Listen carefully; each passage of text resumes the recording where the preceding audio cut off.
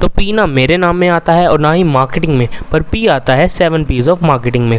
तो अब इसमें डिबेट तो चलता रहता है कि 7 P's ऑफ मार्केटिंग है या 4 P's of marketing, but it is totally depend on the type of business. तो आज इस वीडियो में ज्ञान ना बांटते हुए हम एक basic understanding of P's of marketing को जानेंगे, क्योंकि हमारी next coming brand marketing videos में हम brand to brand 4 to 7 P's of marketing के बारे में बात करेंगे। मैं हूँ मार्केटिंग गाय, तो चलिए शुरू करते हैं। फर्स्ट पी ऑफ मार्केटिंग में हमारा आता है प्रोडक्ट। तो कोई भी कंपनी जो कुछ भी बेचती है तो वो हवा नहीं बेचती, वो बेचती है value, value in the form of product और service. So whenever it comes to marketing we have to figure out कि which kind of product we are going to market and what actual value that product provide you और your customer.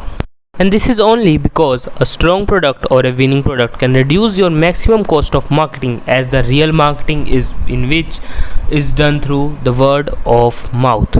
So एक अच्छे product के बाद we need the best price to market that product, because जो consumer है वो price sensitive होता है, and if he is getting the same value in less price वो फ्लैश से भी तेज आपके कंप्यूटर के पास शिफ्ट हो जाएगा. सो प्लेस की बात करने से पहले लेट्स हैव ए सिनेरियो. अब आपके पास एक विनिंग प्रोडक्ट है with a good market price, जिस रेट में आपका टारगेट ऑडियंस उसको ख़रीदना चाहता है.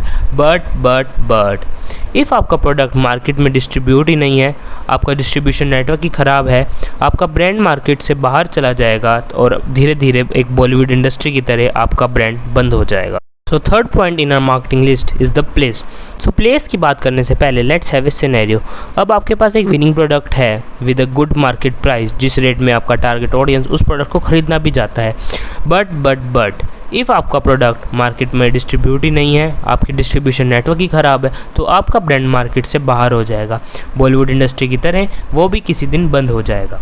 So the best distribution is like the legs of A brand which never make him stop.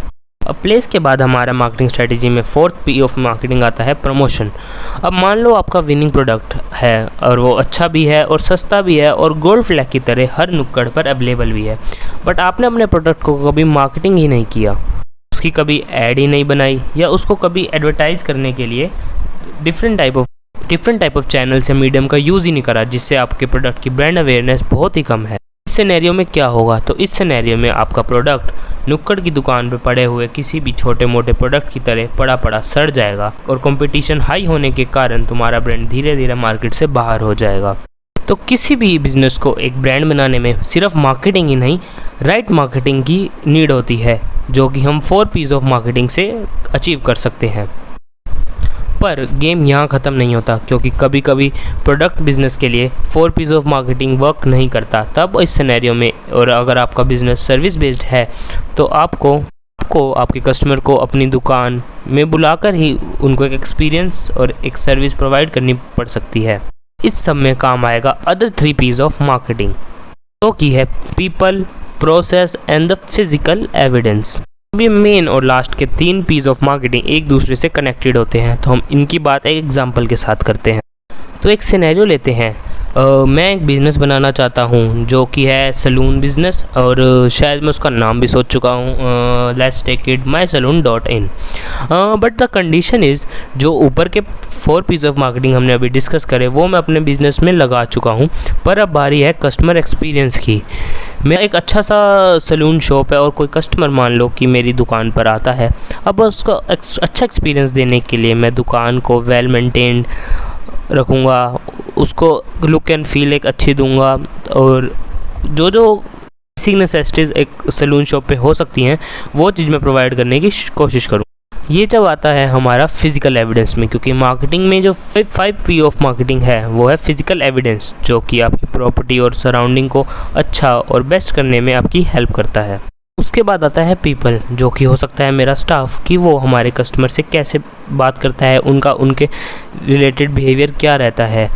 अगर वो हेयर कट कराने आए हैं तो उनको कुछ अपसेल कर रहे हैं, वो नहीं कर रहे, वो अपसेलिंग से कस्टमर कहीं परेशान हो रहा है या नहीं हो रहा. इन सभी सिनेरियो को देख सकते हैं हम as a people scenario. Apart from the jokes I want to convey you that people define how the customers are going to be treated. And the next funnel is process.